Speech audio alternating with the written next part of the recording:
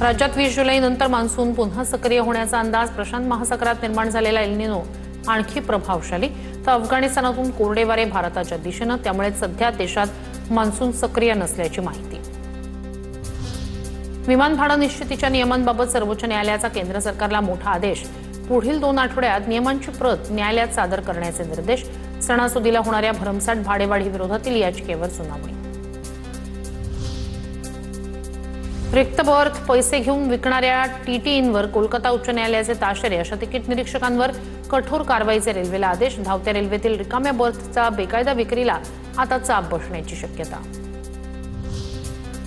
रेल्वेच्या एसी डब्यातून प्रवाशांनी 4 वर्षात 1.27 कोटींचं साहित्य चोरलं.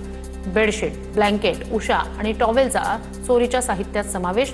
1000 प्रवाशांमधील प्रवासी रेल्वेतील साहित्य चोरून घेऊन गेल्याचं माहिती अधिकारातून समोर.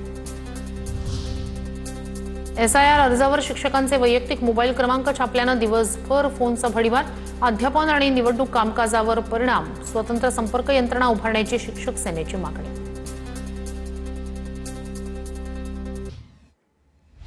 मुंबईत यंदा गणेश मूर्तींना पर्यावरणपूरक रंगच वापरले जाणार. पालिकेकडून मूर्तिकारांना 25,400 लिटर इको फ्रेंडली रंग मोफत दिले जाणार. या उपक्रमासाठी 1,63,00,000 रुपयांचा खर्च केला जाणार. किशोरवयीन मुलांच्या परस्पर संमतीच्या नात्यांमध्ये पॉक्सो कायद्याच्या गैरवापराबाबत सर्वोच्च न्यायालयाकडून चिंता व्यक्त. अल्पवयीनांच्या संरक्षणासाठी असलेला कायदा चुकीच्या पद्धतीने वापरला जातोय का? न्यायालयाकडून सवाल उपस्थित. जून जुलैमध्ये झालेल्या 10वी आणि 12वी पुरवणी परीक्षेचा निकाल आज जाहीर होणार. विद्यार्थ्यांना दुपारी 1 वाजल्यापासून निकाल ऑनलाईन पाहता येणार. 10वीसाठी 48,723 तर 12वीसाठी 1,04,494 विद्यार्थ्यांनी दिली होती परीक्षा.